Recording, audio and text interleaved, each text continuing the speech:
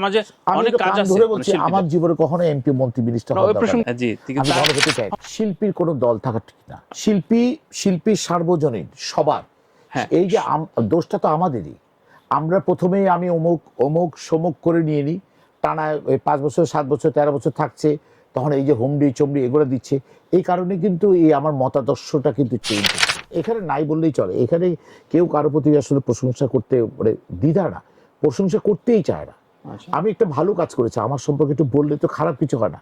আমি টাকা পয়সা পাবো না তো, কোটি কোটি টাকা পাবো না তো, লাখ লাখ টাকা পাবো না তো, একটু প্রশংসা এটাও করবে না। জাত যদি চলে যায়, জাত গেল দর্শক মন্ডলী, তানভীর ভাই যখন আমাকে কল করে নিউ ইয়র্ক থেকে মনে হয়, তো আসা কয়দিন আগে উনি ফোন করে বললো যে বাজার কেমন আছেন, তো ভালো আছি, ঢাকা এলে আপনার সাথে কিছু কথাবার্তা আছে, তো বলুন না। মানে বলছিলাম যে আপনাকে একটু বসতে হবে। তা আমি বললাম যে হ্যাঁ বসবো তানভীর ভাই, সব ঠিক আছে, তবে একটি কথা আছে। তানভীর ভাই হঠাৎ করে খুব গুরুগম্ভীর জি বলুন না প্লিজ। না বলছিলাম কি যে সব কথা শেষে আমার প্যান্টটা খুলে রেখে দিলাম। তানভীর ভাই আমার প্যান্টটা উনি এক গাল যে হাসলেন, অনেকক্ষণ হাসলেন যে হাতে দিব না।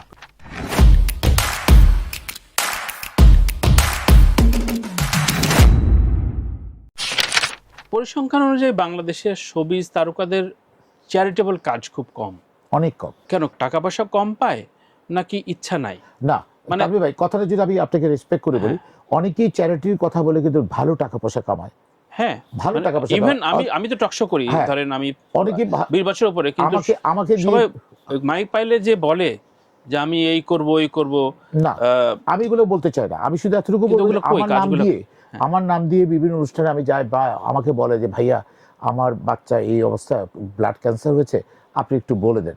দেখুন আসলে ব্লাড ক্যান্সার কিছুই না, পরে খবর নেওয়া গেলো সে আসলে টাকা কামাচ্ছে। তা আমি বলাতে অনেকেই তার বিভিন্ন অ্যাকাউন্টস যেগুলো আছে, মোবাইলে যে অ্যাকাউন্টসগুলো আছে, সেই অ্যাকাউন্টসে তারা কিন্তু টাকা পাঠিয়েছে।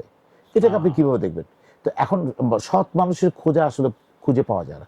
যারা রিয়েল সত্যিকার অর্থে যখন দেখেছি না ওর অবস্থা খুবই খারাপ, যেন আমার এখন খুব ইচ্ছে হচ্ছে এই শীতে একটা মহিলা মাদ্রাসায় আমি প্রায় 200 কম্বল দেবো, এটা আমার উদ্যোগে দিব, এটা আমার পার্সোনাল ব্যাপার, এটা কাউকে দেখাবার জন্য দিব না, আমার ইচ্ছে হচ্ছে আমি দিব।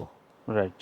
এবং সোশ্যাল অ্যাসপেক্টস থেকে মানে শুধুমাত্র মানে নির্বাচনে দাঁড়াতে হবে, এমপি হতে হবে, এর বাইরে তো সমাজে অনেক কাজ আছে। ধরে বলছি আমার জীবনে কখনো এমপি মন্ত্রী মিনিস্টার হওয়ার দরকার নেই। জি ঠিক আছে, আমি ভালো হতে চাই। সম্পর্কের জায়গাটা আমাদের ইন্ডাস্ট্রিতে কতটা ওঠানামা করে। অনেকে বলেন যে আফজাল ভাইয়ের কথা ধরে বলি, যে আফজাল ভাই আমার একটা আড্ডায় বলছিলেন যে তানভীর সম্পর্কটা এমন যে তুমি যতক্ষণ পর্যন্ত আমার নিচের অবস্থানে থাকবা ততক্ষণ আমার তোমাকে ভালো লাগে, যখন সম অবস্থানে চলবে তখন আমার তোমাকে নানানভাবে সারাশিভাবে আমি দেখতে থাকবো, খুঁজতে থাকবো, ঈর্ষা করতে থাকবো, আমার থেকে একটু উপরে উঠে গেলে তোমাকে আমি পছন্দ করবো না। আফজাল ভাই দারুণ কথা বলেছে। এই যে লেয়ারটা দারুণ কথা বলেছে। রেসপেক্ট আফজাল ভাইয়ের প্রতি, এটা সত্যি কথা বিলং করে না? একদম একদম আফজাল ভাই খুবই সুন্দর কথা বলেছে। আফজাল ভাইয়ের প্রতি চরম মানে কিভাবে একদম পা ধরে বলছি একটা শ্রদ্ধা আফজাল ভাইয়ের প্রতি, অসম্ভব সুন্দর কথা বলেছে সত্যি। আপনি কি দেখেছেন আপনার জীবনে কি এরকম হয়েছে কোনো সম্পর্কের ক্ষেত্রে? অনেক তানভীর ভাই, এগুলো কোনো ব্যাপার না।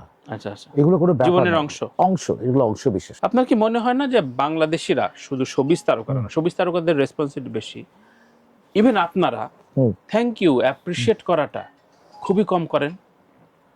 মানে ধরেন আপনার কলিগরা আপনার একটা ভালো কাজে কয়টা ফোন দেয়?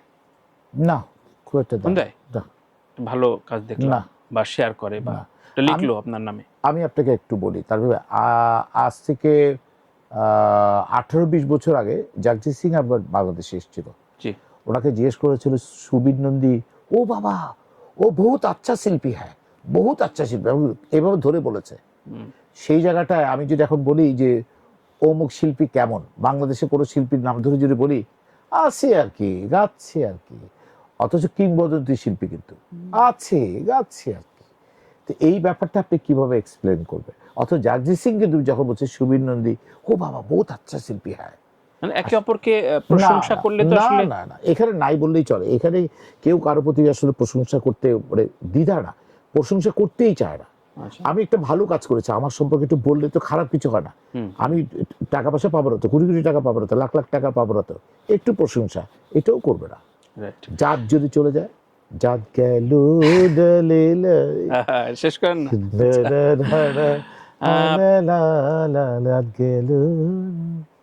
মুকিত ভাই, আপনি খুব সরল মনের মানুষ এবং যা বলেন মন থেকে বলেন সেটা এক্সপ্রেস করেন, ভালো লাগে।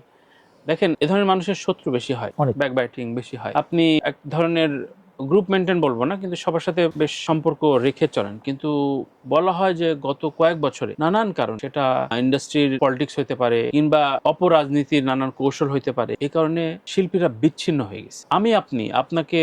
আমি দেখছি যে আপনি তো অমুক দল করেন বা পছন্দ করেন, সমর্থন করেন, এতে আপনার ভাল লাগছে না, আপনার গতকালকে ভাল লাগলেও এখন আপনার চশমাটা না অত বেয়াদবের মতো চশমা, খুবই বাজে। হঠাৎ করে এই যে মনস্তত্ত্বটা চেঞ্জ হয়ে গেছে এবং মানুষের সোসাইটির বাইরে, আপনারা তো সবচেয়ে, শিল্পীদের কি বলে, মানুষ সবচেয়ে সেন্সেবল, সবচেয়ে শিক্ষিত, সবচেয়ে মার্জিত সমাজ, তাই না? আপনারা সেই সোসাইটি বিলং করেন, শিল্পী, সাহিত্যিক, যারা সৃজনশীল মানুষ। তা আপনাদের মধ্যে এই বিভাজনটা আমরা প্রচুর দেখি কি কোন কারণে? মতাদর্শ ভিন্নতার কারণে। মতাদর্শ তো ভাই আমরা এখানে এই রুমে 5 জন আছি, 5 মতাদর্শে থাকতে পারি, কিন্তু আপনি অন্য মতাদর্শে বলে আপনার জ্বর হলে আমার আনন্দ লাগছে বা কিছু বলছি না, জ্বর একটু মরুক না, আরে ও তো ওই দলের, বুঝো না? এই যে একটা মনস্তত্ত্ব তৈরি হয়েছে আপনাদের ভেতরে, আপনি পার্সোনালি নিয়েন না, এটা ঘটছে এখন সমাজে। তারপরে আপনাকে রেসপেক্ট করে একটা কথা বলি, বলেন। মতাদর্শ, এই যে মতাদর্শ জায়গা থেকে যদি আমি কথাটাকে এইভাবে এক্সপ্লেন করি, তাহলে প্রথমেই বলবো শিল্পীর কোনো দল থাকা ঠিক না। শিল্পী সার্বজনীন, সবার। এই যে দোষটা তো আমাদেরই। আমরা প্রথমেই আমি অমুক সমুক করে নিয়ে নিই, টানা 5 বছর 7 বছর 13 বছর থাকছে, তখন এই যে হুমড়ি চমড়ি এগুলো দিচ্ছে, এই কারণে কিন্তু এই আমার মতাদর্শটা কিন্তু চেঞ্জ হচ্ছে। আমার ভিতরে চেঞ্জটা কিন্তু ওখান থেকেই, বিন্দুটা ওখান থেকে স্টার্ট হচ্ছে। কোথা থেকে? আমি অমুক দল করছি, অমুকের স্লোগান তুলছি। নো, দরকার তো নাই। আমি এত বছর ধরে নেই, কি হয়েছে? আমি কি পেটে হয়তো অল্প ভাত গেছে, আমার কি দরকার আছে BMW মাসি ভ্যান চালাবার জন্য, গুলশানের ভিতরে 38 স্কয়ার ফিটের ফ্ল্যাট না, একটু ডাল, ভাতে মাছে ডাল খেতে পারলেই তো হতো। বিগত সময় প্রায় 80 কোটি টাকার উপরে শুধু শিল্পীরা আপনারা মনোনয়ন পত্র কিনেছিলেন, এগুলো আসলে গুড সাইন না কখনো। কোনোদিন শিল্পীরা আসলে, শিল্পীদের সম্মান, আপনি শিল্পী হিসাবে তো অনেক উচ্চ আসনে ওই পর্যায়ে থাকেন। দেখুন, আমি কিন্তু আপনাকে বলেছি যে আমি যে সম্মানটা কালকে নিয়েছি বা এর আগেও দিয়েছে, আমাকে একটা স্পেশাল মাসিভ ভ্যান অথবা প্রিমিয়াম গাড়ি দিয়ে একদম প্লেন পর্যন্ত আমাকে পৌঁছে দিয়ে এসছে। এই যে সম্মানটা, এটা আমার নমিনেশন পেপার কেনা লাগবে না, এটা আমার এমপি হওয়া লাগবে না।